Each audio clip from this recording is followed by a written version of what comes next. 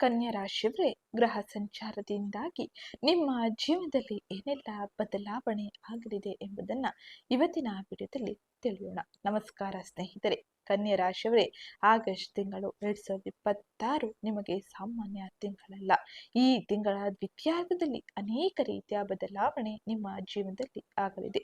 ನಿಮ್ಮ ರಾಶಿಗೆ ಸಂಬಂಧಿಸಿದಂತೆ ಕೆಲವು ಗ್ರಹಗಳ ಸ್ಥಾನಗಳು ಹಣ, ಉದ್ಯೋಗ, ವ್ಯಾಪಾರ ಮತ್ತು ನಿಮ್ಮ ಮುಂದಿನ ಜೀವನ ನಿರ್ಧಾರಗಳ ಮೇಲೆ ಗಮನ ಸೆಳೆಯುವಂತಹ ಸಮಯವನ್ನು ಸೂಚಿಸುತ್ತಿದೆ. ವಿಶೇಷವಾಗಿ ಗುರು ಗ್ರಹದ ಪ್ರಭಾವ ನಿಮ್ಮ ಲಾಭದ ಕ್ಷೇತ್ರಕ್ಕೆ ಬಲವನ್ನು ನೀಡುವುದರಿಂದಾಗಿ ಜ್ಯೋತಿಷ್ಯದಲ್ಲಿ ಗಮನಾರ್ಹ ಬದಲಾವಣೆಯನ್ನು ಸೂಚಿಸುತ್ತಿದೆ. ಆದರೆ ಇದೇ ಸಮಯದಲ್ಲಿ ಶನಿ ನಿಮ್ಮ ಸಂಬಂಧ ಹಾಗೆ ಪಾಲುದಾರಿಕೆ ಕ್ಷೇತ್ರದಲ್ಲಿ ತಾಳ್ಮೆಯನ್ನು ಪರೀಕ್ಷಿಸುವ ಸಮಯ ಇದಾಗಿರುತ್ತದೆ. ಹಾಗಾಗಿ ಆಗಸ್ಟ್ ತಿಂಗಳ ದ್ವಿತೀಯಾರ್ಧದಲ್ಲಿ ಕನ್ಯಾ ರಾಶಿಗೆ ಸೇರಿದ ವ್ಯಕ್ತಿಗಳಿಗೆ ಏನೆಲ್ಲ ಬದಲಾವಣೆ ಆಗಲಿದೆ? ಹಣ ಬರುತ್ತಿದೆಯೇ? ಉದ್ಯೋಗದಲ್ಲಿ ಬದಲಾವಣೆ ಇರಲಿದೆ? ವ್ಯಾಪಾರ ಮಾಡುವವರಿಗೆ ಲಾಭ ಸಿಗುತ್ತಿದೆಯೇ? ಮದುವೆ ಮತ್ತು ಕುಟುಂಬ ಜೀವನ ಹೇಗಿರಲಿದೆ?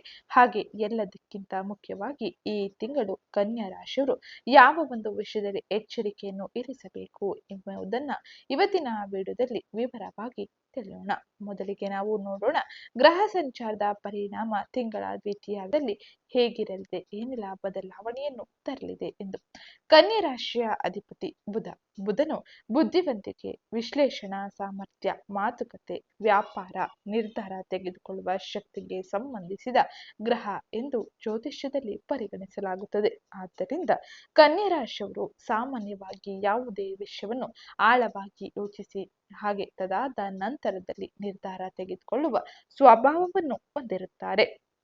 ಹಾಗೆ ಆಗಸ್ಟ್ ತಿಂಗಳ ದ್ವಿತೀಯಾರ್ಧದಲ್ಲಿ ನಿಮ್ಮ ಗಮನ ಮುಖ್ಯವಾಗಿ ಉದ್ಯೋಗ, ಆದಾಯ, ಸಂಬಂಧಗಳು, ಭವಿಷ್ಯದ ಯೋಜನೆಗಳ ಕಡೆಗೆ ಹೋಗಬಹುದು. ಗುರು 11ನೇ ಮನೆಯಲ್ಲಿ ಇರುವುದರಿಂದಾಗಿ ಲಾಭ, ಸಂಪರ್ಕಗಳು, ದೀರ್ಘಕಾಲದ ಗುರಿಗಳ ವಿಷಯದಲ್ಲಿ ಅನುಕೂಲ ಅವಕಾಶವನ್ನು ನೀಡಲಿದೆ. ಈ ಸಮಯದಲ್ಲಿ ನೀವು ಇದರ ಅರ್ಥವನ್ನು ಈ ರೀತಿಯಲ್ಲಿ ನೋಡಬಹುದಾಗಿದ್ದು, ನೀವು ಬಹಳ ದಿನಗಳಿಂದ ಕಾಯುತ್ತಿದ್ದ ಒಂದು ಅವಕಾಶ ಸಿಗಬಹುದು. ನಿಮ್ಮ ಕೆಲಸವನ್ನು ಗುರುತಿಸುವ ವ್ಯಕ್ತಿಯೊಬ್ಬರು ನಿಮ್ಮ ಮುಂದೆ ಬರಬಹುದು, ಅಥವಾ ಹಿಂದೆ ಮಾಡಿದ ಪ್ರಯತ್ನದ ಫಲ ನಿಧಾನವಾಗಿ ಕಾಣಿಸಿಕೊಳ್ಳಬಹುದು. ಆದರೆ ನೆನಪಿನಲ್ಲಿ ಇಡಿ, ಈ ಸಮಯದಲ್ಲಿ ಅವಕಾಶ ಬಂದಾಗ ಅದನ್ನು ಗುರುತಿಸುವ ಬುದ್ಧಿವಂತಿಕೆಯು ಅಷ್ಟೇ ಮುಖ್ಯವಾಗಿರಲಿದೆ. ಇನ್ನು ಹಣದ ವಿಚಾರದಲ್ಲಿ ಕನ್ಯಾ ರಾಶಿಗೆ ಸೇರಿದ ವ್ಯಕ್ತಿಗಳು ಏನೆಲ್ಲ ಬದಲಾವಣೆಯನ್ನು ನೋಡಲಿದ್ದಾರೆ ಎಂದು ತಿಳಿಯೋಣ. ಇದೀಗ ಬಹುತೇಕ ಎಲ್ಲರೂ ತಿಳಿದುಕೊಳ್ಳಲು ಬಯಸುವ ವಿಷಯವಾಗಿರಲಿದೆ ಹಣ. ಕನ್ಯಾ ರಾಶಿಯವರಿಗೆ ಆಗಸ್ಟ್ನಲ್ಲಿ ಹಣಕಾಸಿನ ವಿಷಯದಲ್ಲಿ ನಿಧಾನವಾಗಿ ಉತ್ತಮವಾಗುವ ಅವಕಾಶಗಳು ಇವೆ ಎಂಬುದು ಜ್ಯೋತಿಷ್ಯದ ಹಲವು ಮೂಲಗಳ ಸೂಚನೆಯಾಗಿರಲಿದೆ. ವಿಶೇಷವಾಗಿ ಗುರು 11ನೇ ಮನೆಯಲ್ಲಿ ಇರುವುದರಿಂದಾಗಿ ಆದಾಯ, ಲಾಭ ಮತ್ತು ಸಂಪರ್ಕಗಳಿಂದ ಪ್ರಯೋಜನ ಪಡೆದುಕೊಳ್ಳುವ ಸಾಧ್ಯತೆ ಹೆಚ್ಚಾಗಿರಲಿದೆ. ನಿಮ್ಮ ಆದಾಯ ಒಂದು ಮೂಲದಿಂದ ಬರುತ್ತಿದ್ದರೆ ಇನ್ನೊಂದು ಆದಾಯದ ಮಾರ್ಗಗಳ ಬಗ್ಗೆ ಯೋಜನೆಗಳನ್ನು ನಡೆಸಲಿದ್ದೀರಿ.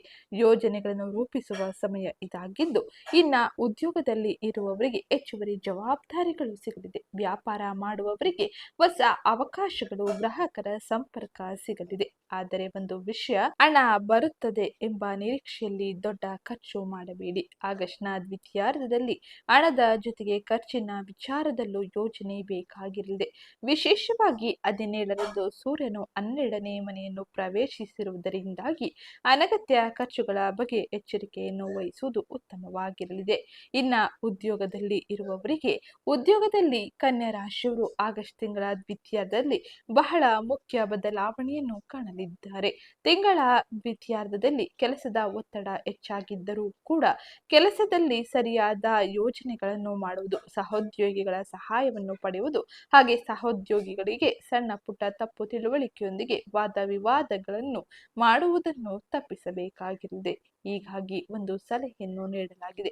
ನಿಮಗೆ ಎಲ್ಲವೂ ಗೊತ್ತಿದೆ ಎಂದು ತೋರಿಸಿಕೊಳ್ಳುವುದಕ್ಕಿಂತಾಗಿ ಸರಿಯಾದ ಸಮಯದಲ್ಲಿ ಸರಿಯಾದ ಮಾತುಗಳನ್ನು ಆಡುವುದು ಉತ್ತಮವಾಗಿರದೆ.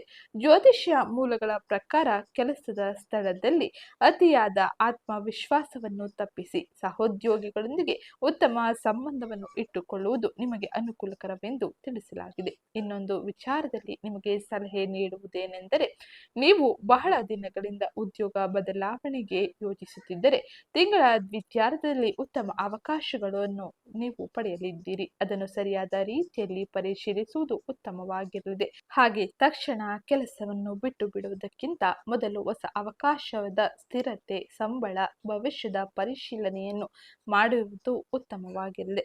ಭಾವನೆಯಿಂದಲ್ಲ, ಮಾಹಿತಿಯ ಆಧಾರದ ಮೇಲೆ ನಿರ್ಧಾರ ತೆಗೆದುಕೊಳ್ಳಿ. ವ್ಯಾಪಾರ ಮಾಡುವ ಕನ್ಯಾ ರಾಶಿಗೆ ಸೇರಿದ ವ್ಯಕ್ತಿಗಳು ಹೊಸ ಸಂಪರ್ಕಗಳನ್ನು ಪಡೆಯಲಿದ್ದಾರೆ. ಹಳೆಯ ಗ್ರಾಹಕರಿಂದ ಮತ್ತೆ ಕೆಲಸ ಸಿಗಬಹುದು. ಹೊಸ ವ್ಯಕ್ತಿಗಳೊಂದಿಗೆ ಪರಿಚಯ ಹೊಸ ಅವಕಾಶಗಳನ್ನು ತರಲಿದೆ. ಆನ್ಲೈನ್ ವ್ಯವಹಾರ, ಮಾರಾಟ, ಸೇವಾ ಕ್ಷೇತ್ರ ಅಥವಾ ಸ್ವಂತ ಉದ್ಯಮದಲ್ಲಿ ಇರುವವರು ತಮ್ಮ ಸಂಪರ್ಕ ಜಾಲಗಳನ್ನು ಹೆಚ್ಚಿಸಿಕೊಳ್ಳಲು ಪ್ರಯೋಜನಕಾರಿ ಅವಕಾಶಗಳನ್ನು ಪಡೆಯಲಿದ್ದಾರೆ. ಆದರೆ ಶನಿ 7ನೇ ಮನೆಯಲ್ಲಿ ಇರುವುದರಿಂದಾಗಿ ಪಾಲುದಾರಿಕೆ ಒಪ್ಪಂದಗಳ ವಿಚಾರದಲ್ಲಿ ಆತುರ ಪಡುವುದು ಉತ್ತಮವಾಗಿರುವುದಿಲ್ಲ. ಯಾವುದೇ ದಾಖಲೆಗಳಿಗೆ ಸಹಿ ಮಾಡುವ ಮೊದಲು ಅದನ್ನು ಸಂಪೂರ್ಣವಾಗಿ ವಿವರ ಓದಿ ಮುಂದುವರಿಯುವುದು ಉತ್ತಮವಾಗಿರಲಿದೆ. ಮಾತಿನ ಮೇಲೆ ಮಾತ್ರ ವ್ಯವಹಾರವನ್ನು ಮಾಡುವುದಕ್ಕಿಂತ ಪ್ರಮುಖ ವಿಷಯಗಳನ್ನು ದಾಖಲೆಗಳಾಗಿ ಸ್ಪಷ್ಟತೆಯಿಂದ ಇರಿಸಿಕೊಳ್ಳುವುದು ಉತ್ತಮವಾಗಿರಲಿದೆ. ಈ ತಿಂಗಳ ದ್ವಿತೀಯಾರ್ಧದಲ್ಲಿ ನಿಮ್ಮ ವ್ಯಾಪಾರ ಬೆಳವಣಿಗೆಗೆ ಒಂದು ವ್ಯಕ್ತಿಯ ಸಹಾಯ ಉತ್ತಮವಾಗಿರಲಿದೆ. ಆದರೆ ಅದೇ ವ್ಯಕ್ತಿಯೊಂದಿಗೆ ಹಣಕಾಸಿನ ವಿಚಾರದಲ್ಲಿ ಸ್ಪಷ್ಟತೆ ಇರಿಸಿಕೊಳ್ಳಬೇಕಾಗಿರಲಿದೆ. ಇನ್ನ ಪ್ರೀತಿ ವಿಚಾರದಲ್ಲಿ, ದಾಂಪತ್ಯದಲ್ಲಿ ಏನೆಲ್ಲ ಬದಲಾವಣೆಯನ್ನು ನೀವು ಕಾಣಲಿದ್ದೀರಿ ಎಂದು ನೋಡೋಣ. ಇದೀಗ ಕುಟುಂಬ ಮತ್ತು ಪ್ರೀತಿಯ ವಿಷಯದಲ್ಲಿ ಕನ್ಯಾ ರಾಶಿಯವರು ಸಂಬಂಧಗಳಲ್ಲಿ ಸಾಮಾನ್ಯವಾಗಿ ಸಣ್ಣ ವಿಷಯವನ್ನು ಗಮನಿಸುವುದು ಉತ್ತಮವಾಗಿರಲಿದೆ. ಆದರೆ ಕೆಲವೊಮ್ಮೆ ಇದೇ ಗುಣ ಸಂಬಂಧದಲ್ಲಿ ಸಮಸ್ಯೆಯನ್ನು ತರಬಹುದು. ಶನಿಯ ಪ್ರಭಾವದಿಂದಾಗಿ ಸಂಬಂಧಗಳಲ್ಲಿ ಗಂಭೀರತೆ ಹೆಚ್ಚಾಗುತ್ತದೆ. ಕೆಲವು ಹಳೆಯ ಸಮಸ್ಯೆಗಳು ಮತ್ತೆ ಚರ್ಚೆಗೆ ಬರಬಹುದು. ಮದುವೆಯಾದವರು ಸಂಗಾತಿಯ ಮಾತನ್ನು ಸಂಪೂರ್ಣವಾಗಿ ಕೇಳಿ ನಂತರ ಪ್ರತಿಕ್ರಿಯಿಸಿ. ಹಾಗೆ ಒಂದು ಸಣ್ಣ ಮಾತು ದೊಡ್ಡ ವಾದಗಳಿಗೂ ಕೂಡ ಕಾರಣವಾಗಬಹುದು. ಅವಿವಾಹಿತ ಕನ್ಯಾ ರಾಶಿಯವರಿಗೆ ಕುಟುಂಬ ಅಥವಾ ಪರಿಚಯದ ಮೂಲಕ ಸಂಬಂಧದ ಮಾತುಕತೆ ಆರಂಭವಾಗುವ ಸಾಧ್ಯತೆ ಇರಲಿದೆ. ಆದರೆ ನಿರ್ಧಾರ ತೆಗೆದುಕೊಳ್ಳುವಾಗ ಕೇವಲ ಭಾವನೆಯನ್ನೇ ನೋಡಬೇಡಿ. ವ್ಯಕ್ತಿಯ ಸ್ವಭಾವ, ಜವಾಬ್ದಾರಿ, ಕುಟುಂಬದ ಹೊಂದಾಣಿಕೆಯನ್ನು ಕೂಡ ಗಮನಿಸುವುದು ಉತ್ತಮವಾಗಿರಲಿದೆ. ಇನ್ನು ಕುಟುಂಬ ವಿಚಾರಕ್ಕೆ ಬಂದರೆ ಈ ಸಮಯದಲ್ಲಿ ಒಂದು ವಿಷಯವನ್ನು ಹೆಚ್ಚು ಮುಖ್ಯವಾಗಿ ನೀವು ತೆಗೆದುಕೊಳ್ಳಬೇಕಾಗಿರಲಿದೆ. ಅದು ಸಮಯ. ಹಣ ಸಂಪಾದಿಸಲು ಓಡುವುದು, ಕುಟುಂಬಕ್ಕೆ ಸಮಯ ಕೊಡದೆ ಇರುವುದು, ಮಾನಸಿಕ ಒತ್ತಡವನ್ನು ಹೆಚ್ಚಿಸಿಕೊಳ್ಳುವುದು ಈ ಸಮಯದಲ್ಲಿ ಅಧಿಕವಾಗಿರಲಿದೆ. ಹಾಗಾಗಿ ಮನೆಯ ಹಿರಿಯರೊಂದಿಗೆ ಮಾತುಕತೆ ನಡೆಸಿ, ಮಕ್ಕಳ ವಿಷಯದಲ್ಲಿ ಅವರ ಮಾತುಗಳನ್ನು ಕೇಳಿ. ಕುಟುಂಬದಲ್ಲಿ ಸಣ್ಣ ಸಮಸ್ಯೆ ಇದ್ದರೆ ಅದನ್ನು ದೊಡ್ಡದಾಗಿ ಮಾಡಬೇಡಿ. ಹಾಗೆ ಆಗಸ್ಟ್ ತಿಂಗಳ ದ್ವಿತೀಯಾರ್ಧದಲ್ಲಿ ಕನ್ಯಾ ರಾಶಿಯವರು ಕುಟುಂಬದೊಂದಿಗೆ ಹೆಚ್ಚು ಸಮತೋಲಿತವನ್ನು ಸಾಧಿಸುವುದು ಅಗತ್ಯವಾಗಿರಲಿದೆ. ಇನ್ನು ಆರೋಗ್ಯಕ್ಕೆ ಸಂಬಂಧಿಸಿದಂತೆ ಈ ಎಲ್ಲ ಬದಲಾವಣೆಯನ್ನು ನೀವು ಕಾಣಲಿದ್ದೀರಿ. ಆರೋಗ್ಯದ ವಿಷಯದಲ್ಲಿ ಜ್ಯೋತಿಷ್ಯದಲ್ಲಿ ವೈದ್ಯಕೀಯ ಸಲಹೆಯ ಪರ್ಯಾಯವನ್ನು ನೋಡಬಾರದು. ಆದರೆ ಜೀವನ ಶೈಲಿಯ ದೃಷ್ಟಿಯಿಂದ ಕನ್ಯಾ ರಾಶಿಯವರು ತಮ್ಮ ನಿದ್ರೆ, ಆಹಾರ, ಒತ್ತಡದ ಬಗ್ಗೆ ಗಮನ ಕೊಡುವುದು ಉತ್ತಮವಾಗಿರಲಿದೆ. ನೀವು ಒಂದೇ ವಿಷಯವನ್ನು ಮತ್ತೆ ಮತ್ತೆ ಯೋಚಿಸುವ ಸ್ವಭಾವ ಹೊಂದಿದ್ದರೆ ಮನಸ್ಸಿಗೆ ವಿಶ್ರಾಂತಿ ಕೊಡಿ. ಪ್ರತಿದಿನ ಸ್ವಲ್ಪ ಸಮಯ ಶಾಂತವಾಗಿ ಕುಳಿತುಕೊಳ್ಳಿ. ಮೊಬೈಲ್ ಬಳಸುವುದನ್ನು ಕಡಿಮೆ ಮಾಡಿ. ಸಮಯಕ್ಕೆ ಊಟ ಮಾಡಿ. ಯಾವುದೇ ಆರೋಗ್ಯ ಸಮಸ್ಯೆ ಇದ್ದರೆ ವೈದ್ಯಕೀಯ ಸಲಹೆಯನ್ನು ಪಡೆಯುವುದು ಉತ್ತಮವಾಗಿರಲಿದೆ. ಮನಸ್ಸಿಗೆ ಶಾಂತಿ ಇದ್ದಾಗ ಮಾತ್ರ ಹಣ ಮತ್ತು ಯಶಸ್ಸಿನ ಸಂತೋಷವನ್ನು ಅನುಭವಿಸುವುದು ಸಾಧ್ಯವಾಗಿರಲಿದೆ. ಇನ್ನ ರಾಹು ಮತ್ತು ಕೇತುವಿನ ಸಂಚಾರದ ಪರಿಣಾಮ ಈ ರೀತಿಯ ಬದಲಾವಣೆಯನ್ನು ನಿಮ್ಮ ಜೀವನದಲ್ಲಿ ತರುತ್ತದೆ. ಈಗ ಬಹಳ ಮುಖ್ಯವಾದ ವಿಷಯಕ್ಕೆ ಬರುವುದಾದರೆ, ಜ್ಯೋತಿಷದಲ್ಲಿ 6ನೇ ಮನೆಯ ರಾಹುವನ್ನು ಸ್ಪರ್ಧೆ, ಅಡೆತಡೆಗಳು ಹಾಗೆ ವಿರೋಧಿಗಳನ್ನು ಎದುರಿಸುವ ಸಾಮರ್ಥ್ಯದೊಂದಿಗೆ ಸಂಪರ್ಕಿಸಲಾಗಿದೆ. ಹೀಗಾಗಿ ನಿಮ್ಮ ಮುಂದೆ ಸಮಸ್ಯೆ ಬಂದರೂ ಅದರಿಂದ ಹೊರಬರುವ ಧೈರ್ಯ ಹೆಚ್ಚಾಗುವಂತೆ ಇರಲಿದೆ. ಆದರೆ ಕೇತು 12ನೇ ಮನೆಯಲ್ಲಿ ಇರುವುದರಿಂದಾಗಿ ಮನಸ್ಸಿನಲ್ಲಿ ಅನಗತ್ಯ ಚಿಂತೆ, ಏಕಾಂತದ ಭಾವನೆ ಹಾಗೆ ಖರ್ಚಿನ ಬಗ್ಗೆ ಗೊಂದಲ ಉಂಟು ಮಾಡುವ ಜ್ಯೋತಿಷ್ಯ ವ್ಯಾಖ್ಯಾನವನ್ನು ಹೇಳಲಾಗಿದೆ. ಹೀಗಾಗಿ ಆಗಸ್ಟ್ ತಿಂಗಳ ದ್ವಿತೀಯಾರ್ಧದಲ್ಲಿ ಒಂದು ಮಂತ್ರವನ್ನು ನೀವು ನೆನಪಿಟ್ಟುಕೊಳ್ಳಿ. ಸಮಸ್ಯೆ ಬಂದಾಗ ಭಯಪಡಬೇಡಿ, ಮೊದಲು ಪರಿಹಾರ ಹುಡುಕಿ. ಇನ್ನು ಆಗಸ್ಟ್ ತಿಂಗಳಿನಲ್ಲಿ ಕುತೂಹಲಕಾರಿ ಸಮಯವಾಗಿ ಇದನ್ನು ನೋಡಬಹುದಾಗಿರಲಿದೆ. ಆಗಸ್ಟ್ ತಿಂಗಳ ದ್ವಿತೀಯಾರ್ಧ ಅಂದರೆ ಆಗಸ್ಟ್ 17ರ ನಂತರದಿಂದ ಸಿಂಹರಾಶಿಯಲ್ಲಿ ಸೂರ್ಯನ ಪ್ರವೇಶದಿಂದಾಗಿ ಈ ಎಲ್ಲ ಬದಲಾವಣೆಯನ್ನು ನಿಮ್ಮ ಜೀವನದಲ್ಲಿ ಕಾಣಲಿದ್ದೀರಿ. ಕನ್ಯಾ ರಾಶಿಯವರಿಗೆ ಇದು 12ನೇ ಭಾವಕ್ಕೆ ಸಂಬಂಧಿಸಿರುವುದರಿಂದಾಗಿ ಖರ್ಚು, ವಿಶ್ರಾಂತಿ, ದೂರ ಪ್ರಯಾಣ ಹಾಗೆ ಒಳ ನೋಟದೊಂದಿಗೆ ಈ ಸಮಯದಲ್ಲಿ ನೀವು ಬದಲಾವಣೆಯನ್ನು ಕಾಣಲಿದ್ದೀರಿ. ಇದು ಈ ಸಮಯದಲ್ಲಿ ನಿಮಗೆ ಒಂದು ಪ್ರಶ್ನೆ ಉದ್ಭವ ಆಗಬಹುದು. ನಾನು ಮಾಡುತ್ತಿರುವ ಕೆಲಸ ನಿಜವಾಗಿಯೂ ನನ್ನ ಭವಿಷ್ಯಕ್ಕೆ ಸರಿ ದಾರಿಯೇ ಆಗಿರುತ್ತದೆ ಎಂಬುದನ್ನು ನೀವು ಯೋಚಿಸುತ್ತೀರಿ. ಈ ಪ್ರಶ್ನೆಗೆ ಉತ್ತರವನ್ನು ಹುಡುಕುವ ಸಮಯ ಇದಾಗಿರಲಿದೆ. ಅತಿಯಾದ ಆತುರ ಬೇಡ. ದೊಡ್ಡ ನಿರ್ಧಾರಗಳನ್ನು ಕೂಡ ಈ ಸಮಯದಲ್ಲಿ ತೆಗೆದುಕೊಳ್ಳುವುದು ಬೇಡವಾಗಿರಲಿದೆ. ಇನ್ನು ಆಗಸ್ಟ್ ತಿಂಗಳಿನ ಮುಖ್ಯ ಸಂದೇಶವೇನೆಂದರೆ, ಕನ್ಯಾ ರಾಶಿಯವರೇ, ಈ ತಿಂಗಳ ಪ್ರಮುಖ ಸಂದೇಶ ಇದಾಗಿರಲಿದೆ. ಅವಕಾಶ ಬರುತ್ತದೆ, ಆದರೆ ಅದನ್ನು ಬಳಸಿಕೊಳ್ಳಲು ನಿಮ್ಮ ನಿರ್ಧಾರ ಸರಿಯಾಗಿರಬೇಕು. ಗುರು ಲಾಭದ ಅವಕಾಶಗಳನ್ನು ಸೂಚಿಸಿದರೆ ಶನಿ ತಾಳ್ಮೆ ಕಲಿಸುತ್ತಾನೆ. ರಾಹು ಹೋರಾಡುವ ಶಕ್ತಿ ನೀಡುತ್ತಾನೆ. ಕೇತು ಅನಗತ್ಯ ವಿಷಯಗಳನ್ನು ಬಿಡುವಂತೆ ಮಾಡಬಹುದು. ಹೀಗಾಗಿ ಆಗಸ್ಟ್ ತಿಂಗಳ ದ್ವಿತೀಯಾರ್ಧದಲ್ಲಿ ನಿಮ್ಮ ಜೀವನದಲ್ಲಿ ಹಣಕ್ಕಿಂತಲೂ ಸರಿಯಾದ ನಿರ್ಧಾರ ತೆಗೆದುಕೊಳ್ಳುವುದು ಉತ್ತಮವಾಗಿರಲಿದೆ. ನೀವು ತೆಗೆದುಕೊಳ್ಳುವ ಒಂದು ಸರಿಯಾದ ನಿರ್ಧಾರ ಮುಂದಿನ ಕೆಲವು ತಿಂಗಳಿನಲ್ಲಿ ನಿಮ್ಮ ದಿಕ್ಕನ್ನು ಬದಲಾಯಿಸುತ್ತದೆ ಎಂದು ಈ ಜ್ಯೋತಿಷ್ಯದ ಸಂದೇಶವಾಗಿರಲಿದೆ.